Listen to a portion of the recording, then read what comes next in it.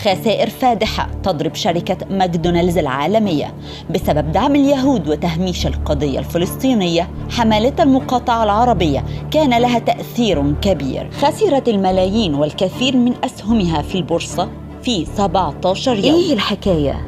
تعرضت شركة ماكدونالدز لغضب واسع في أكثر من دولة عربية بسبب دعمها لحكومة تل أبيب، وفي الوقت نفسه تجاهلت بل قررت أن تغير لون شعار غلافها الذي اعتدنا أن يكون بالأصفر والأحمر إلى اللونين الأبيض والأزرق، مما أثار الجدل في العالم عامة ومنطقة الشرق الأوسط خاصة. وأعلنت شركة ماكدونالدز الأمريكية على مواقع التواصل الاجتماعي إنها مدت يد العون للمستشفيات والوحدات العسكرية التابعة لحكومة تل أبيب بتوفير لهم أكثر من 4000 وجبة مجانية. وفي الوقت ذاته دافعت فروع ماكدونالدز في أكثر من دولة عربية عن نفسها. كذلك ردت فروع الشركة بالكويت وعمان عن دعمهما أهل غزة لصالح جهود الإغاثة لسكان غزة، ولكن تكبدت الشركة العالمية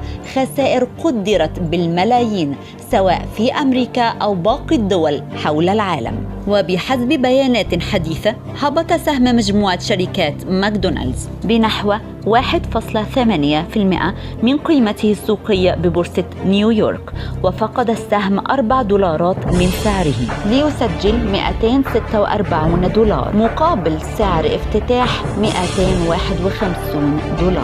نسأل الله أن يحفظ فلسطين وينصر شعبها.